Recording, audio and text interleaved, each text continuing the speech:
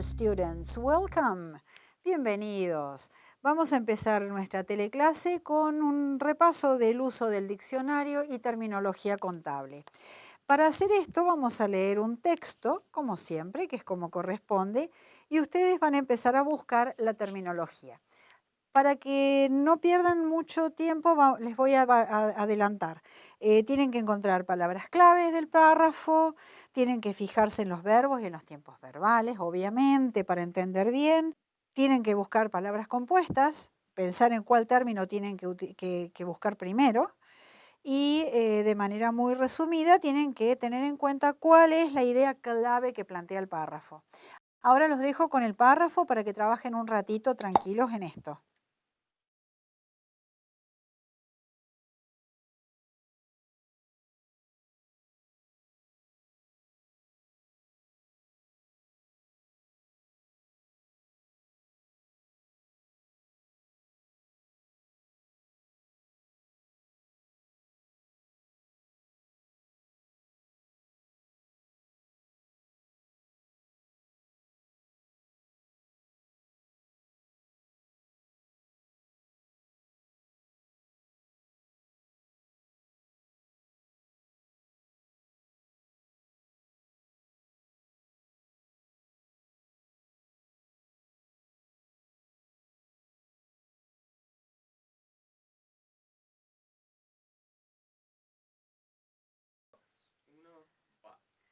Bien, ¿ya encontraron las palabras clave del párrafo? Una de ellas, IFRS, una sigla, ¿sí? IFRS, que es el International Financial Reporting Standards. Otra palabra, investors. Otra, financials.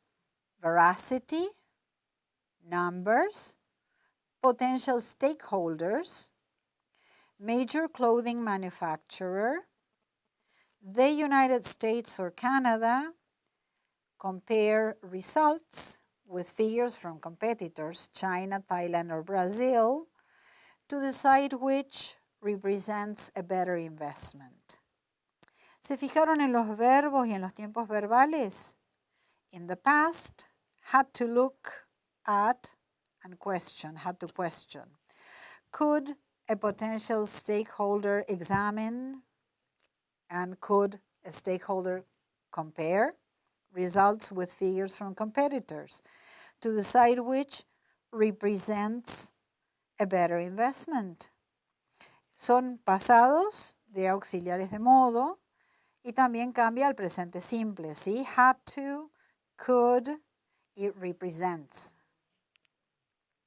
Para buscar las palabras compuestas, ¿por cuál término empezaron? Coming of age, worldwide, outside, stakeholder. Generalmente debemos empezar por la segunda parte de la palabra o expresión compuesta, salvo que la palabra compuesta aparezca automáticamente al buscarla. De manera muy resumida, ¿cuál es la idea clave que plantea el párrafo?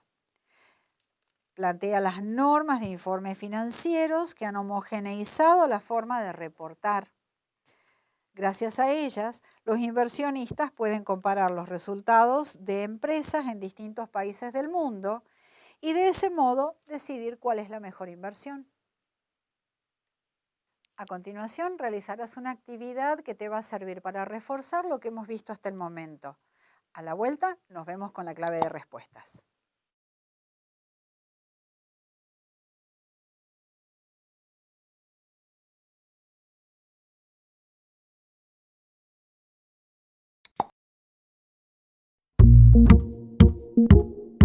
Según ven en pantalla, en la tabla 1, el equivalente en español de la entrada en inglés Statement of Cash Flows for the year ended sería estado del flujo de caja para el año finalizado.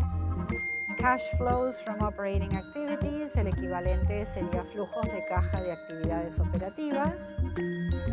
Y el equivalente en español de Profit Before Taxation es utilidades antes de los impuestos. En la tabla 2, recuerden que tienen que ordenarlo alfabéticamente. Por lo tanto, en A, Adjustment, el equivalente sería ajuste. Amortization sería amortización. ¿Y alguien más? Tiene que estar perfecto.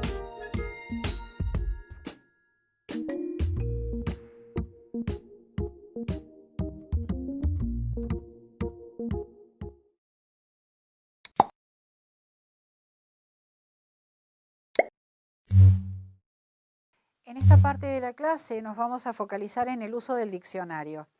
Para ello vamos a ver un texto, como acostumbramos, pero antes les voy a hacer algunas preguntas para que tengan presente. ¿Dónde encontraron las siglas? ¿Conocen algún sitio web donde puedan encontrar los significados de las siglas? ¿Cuáles son los asuntos más importantes que trata el texto? Bien, a trabajar unos minutitos en el texto que tenemos al frente.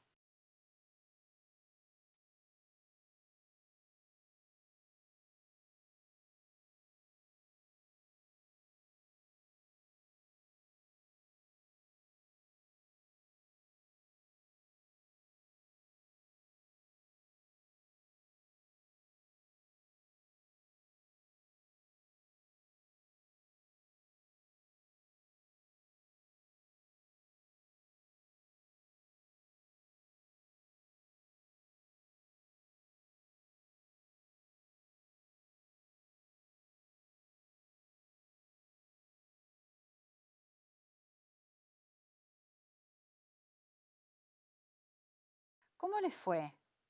Bien, vamos a ver las respuestas a las preguntas. ¿Dónde encontraron las siglas? En Word Reference, Merriam-Webster, hay algunas. ¿En sus notas de vocabulario han incluido siglas? Es esencial que lo hagan. ¿Conocen algún sitio web donde puedan encontrar los significados de las siglas? Donde se pueden encontrar con certeza es en http://www.acronymfinder.com. Esto lo tienen en el material, creo. A modo muy general, ¿qué pudieron identificar? ASC, que es el Accounting Standards Committee, FASB, Financial Accounting Services Board, TRG, que es el Technical Review Group, ASU, Accounting Standards Update, Q1, el Q1, ¿qué quiere decir? Quarter one, el primer quarter. IASB, International Accounting Standards Bureau. ¿Cuáles son los asuntos más importantes que trata el texto? Lo que dice es que el comité está tratando de establecer la línea que separa a un negocio principal, el que produce un producto o brinda un servicio propio, de un agente, que es el que vende el producto o brinda el servicio en representación de otro. ¿Para definir qué? Para definir si reporta el ingreso bruto o neto por contratos con clientes. Ahora aplicaremos lo aprendido sobre uso del diccionario y fundamentalmente sobre las siglas, no nos olvidemos, a una actividad. En un ratito nos encontramos con las claves de respuesta.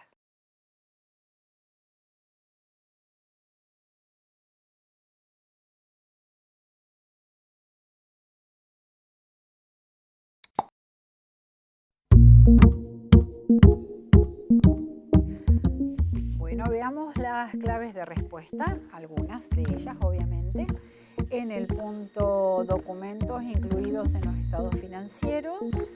Deberían tener el número 1, que es el balance, estado de resultados, variaciones del patrimonio, estado de flujo de caja y pies de página, bajo el título NIF, N-I-I-F.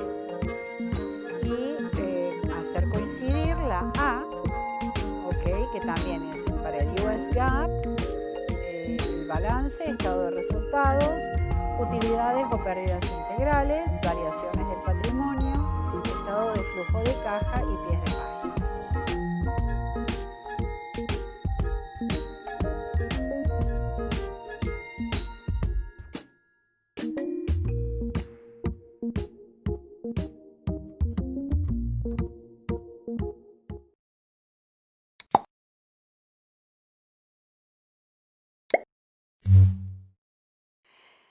En esta parte de la clase veremos el glosario bilingüe, terminología impositiva. Para ello van a tener un texto que van a leer. Les cuento de qué se trata. El FAS completó su revisión de adiciones y eliminaciones a las declaraciones de impuestos sobre la renta, el tópico 740 ASC de impuestos sobre la renta.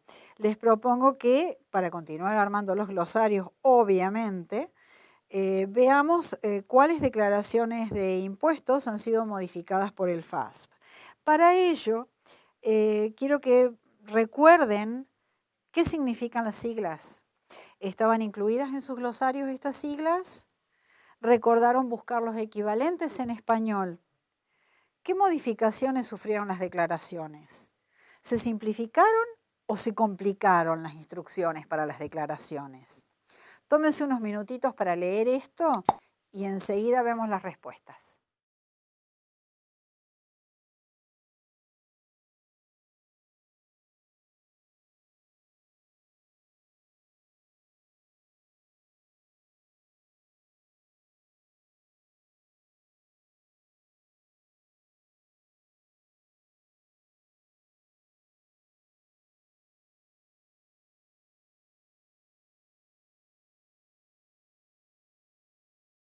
¿Encontraron las siglas? Veamos. FASB, F-A-S-B, Financial Accounting Services. ASC, Accounting Standards Committee. Este lo vimos ya hace un ratito. ¿Estaban incluidas en sus glosarios? Espero que sí. ¿Recordaron buscar los equivalentes en español? El FASB serían el Consejo de Normas de Contabilidad Financiera y el ASC, el Comité de Normas Contables. ¿Qué modificaciones sufrieron las declaraciones? Veamos, la primera, los ingresos antes de los impuestos desagregados en ganancias domésticas y extranjeras. Estas últimas desagregadas por país, que sea significativo para las ganancias totales. El segundo, el gasto de impuesto doméstico es reconocido en el periodo por los impuestos en ganancias extranjeras. El tercero, se deben declarar y explicar las ganancias extranjeras no distribuidas que ya no estén sujetas a reinversión indefinida durante el periodo en curso. Se debe hacer una declaración separada por todo país que sea significativo al monto declarado. ¿Se simplificaron o se complicaron las instrucciones para las declaraciones? Se diría que se simplificó significativamente. Bueno, ahora vamos a hacer la actividad aplicando lo que hemos aprendido y repasado. En un ratito nos encontramos con la clave de respuestas.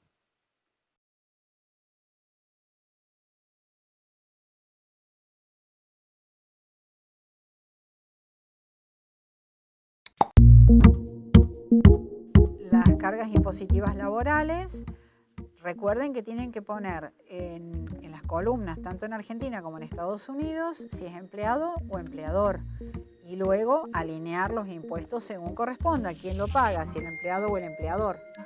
En el primer caso, el de Argentina, tenemos que la columna de la izquierda es la del empleado, uno de los impuestos que se paga, que aparece en el recibo de sueldo, es jubilación y el porcentaje es del 11%. También hay un impuesto federal sobre la renta que se paga en Estados Unidos y ahí tienen que completar si es el empleado o es el empleador el que lo paga. Acuérdense de poner el encabezado de la columna según corresponda. Si lo han hecho de esta manera, lo han hecho correctamente, han completado todos los datos, excelente, los felicito.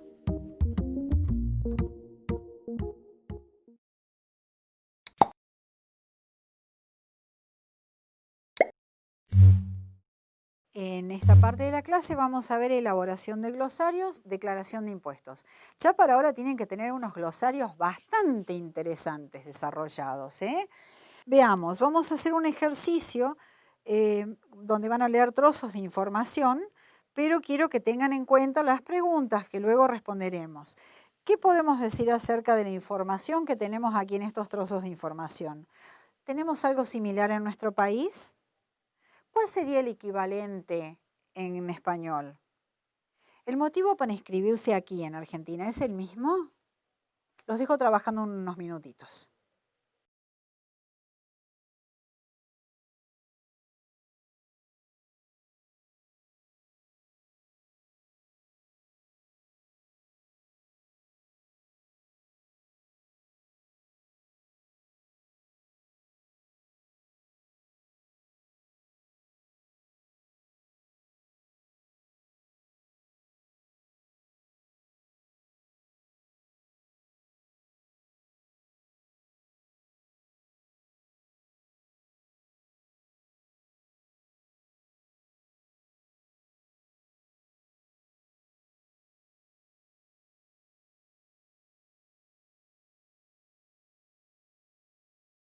Veamos qué tal nos fue con los textos. A ver, ¿qué podemos decir acerca de la información que tenemos ahí? El ITIN es el número de identificación tributaria individual. Número de identificación tributaria individual. ¿Tenemos algo similar en nuestro país? Y sí, podríamos decir que es parecido a nuestro QUIT o QUIL. ¿Por qué alguien tiene que tener un ITIN en Estados Unidos? Hay dos razones. Uno debe tener un ITIN si no tiene un número de seguro social, y no reúne los requisitos para obtener uno. O si cae bajo una de las siguientes descripciones, si es extranjero no residente con obligación de presentar una declaración de impuesto estadounidense, o si es extranjero residente que por los días que estuvo presente en los Estados Unidos presenta una declaración del impuesto estadounidense. También tiene que tener un ITIN si es el dependiente o cónyuge de un ciudadano extranjero residente en los Estados Unidos, o si es el dependiente o cónyuge de un extranjero no residente que tiene un visado. ¿El motivo para inscribirse aquí en Argentina es el mismo? Luego de haber afianzado y validado los conocimientos, ahora vamos a la actividad integradora.